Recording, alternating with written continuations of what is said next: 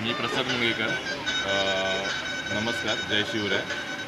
मी सर्वप्रथम सांगू इच्छितो की मी हा किल्ला का बनवला. सगळ्यात असं म्हणजे मी खूप ठिकाणी स्पर्धा दिलेल्या आहेत.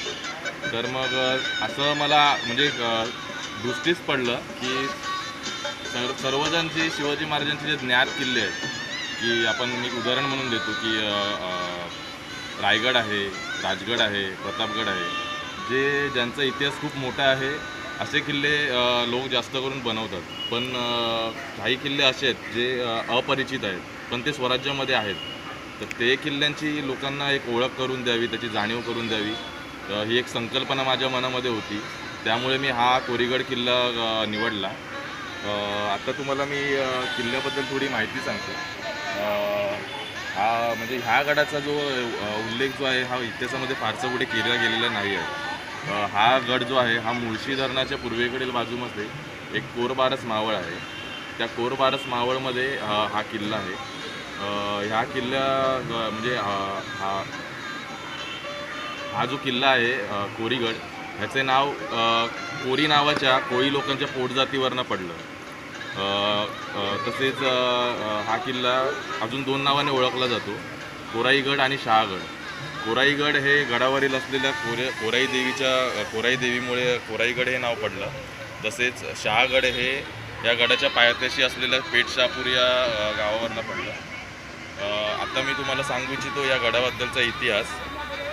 या गडाचा इतिहास असा आहे की 1686मध्ये निजामाने कोळी राजाकडून हा किल्ला जिंकून घेतला.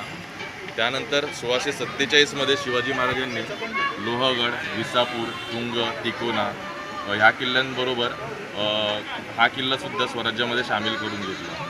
त्यानंतर इसवी सन 1700मध्ये पंत सचिवांनी हा किल्ला मुघलांकडून स्वतःच्या ताब्यात घेतला. अखेरीस 11 मार्च 1818मध्ये ब्रिटिश जनरल प्राथर याने या किल्ल्यावरती लढाई सुरुवात केली. 3 दिवस सलग ही लढाई चालू होती.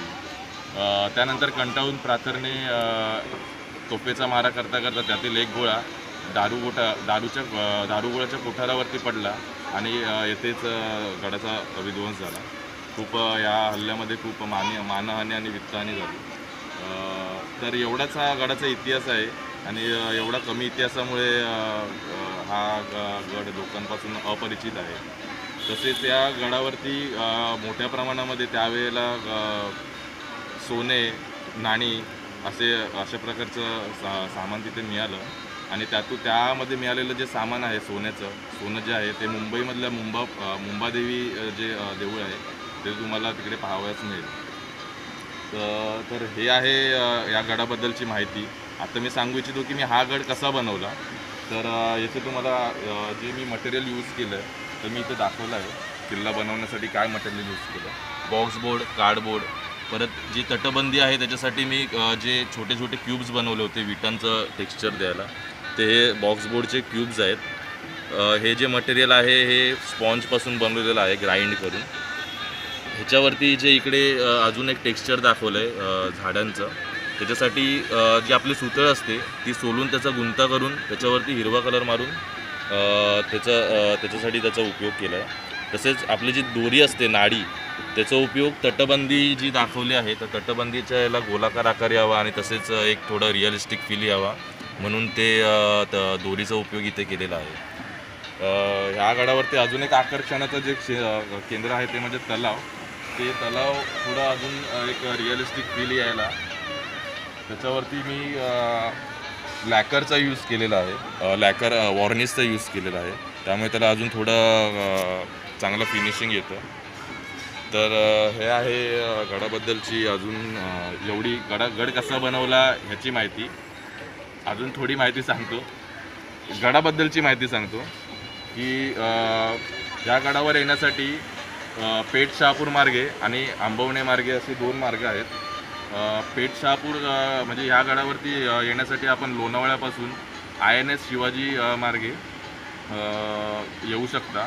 तिथून लोणावळ्यावरून आंबवणे किंवा भांबुर्डे अशी तुम्ही तिकीट काढून येऊ शकता.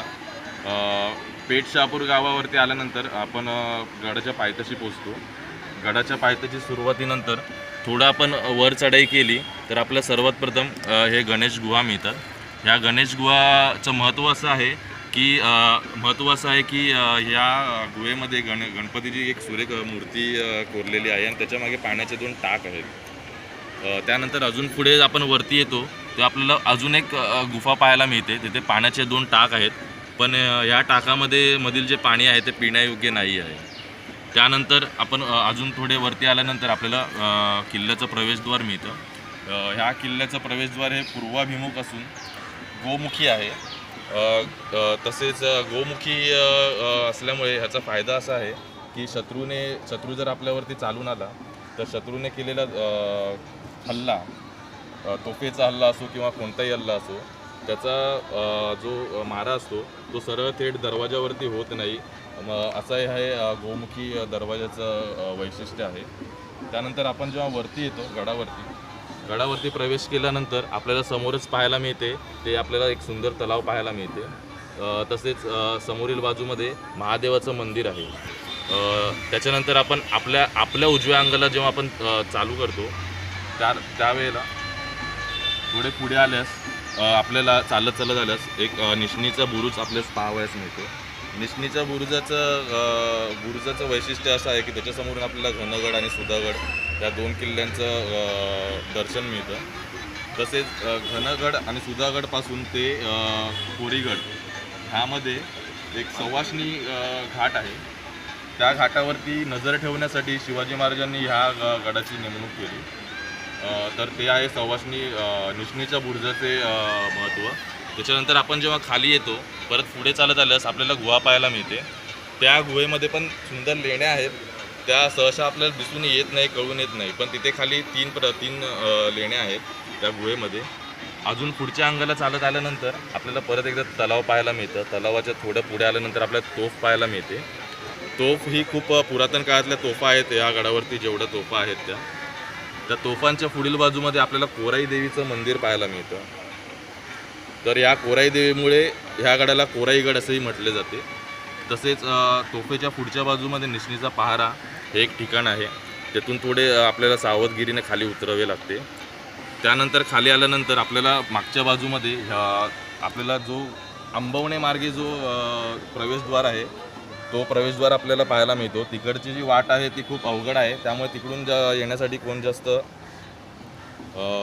उपयोग करत नाही त्या मार्गाचा.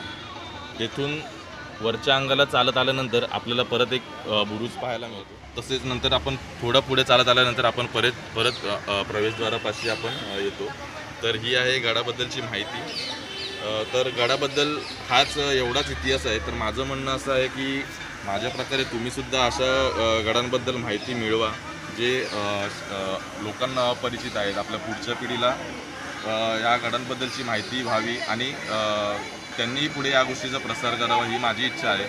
तर तुम्ही गडावरती जाण्यासाठी नुसतं ट्रेक म्हणून जाऊ नका, तर त्या गडाबद्दलची माहिती, त्याच्यावरती असलेलं त्यांचं वैशिष्ट्य ह्याचासुद्धा तुम्ही थोडा सराव केला तर खूप महत्त्वाचं आहे.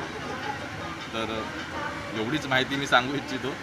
तर तुम्हालासुद्धा जर ह्या गडाबद्दल मी दिलेल्या माहितीपेक्षा काही वेगळी माहिती मिळाली तर तुम्ही भावाच्या व्हिडिओमार्फत तुम्ही कळवू शकता किंवा मलासुद्धा कळवू शकता. धन्यवाद.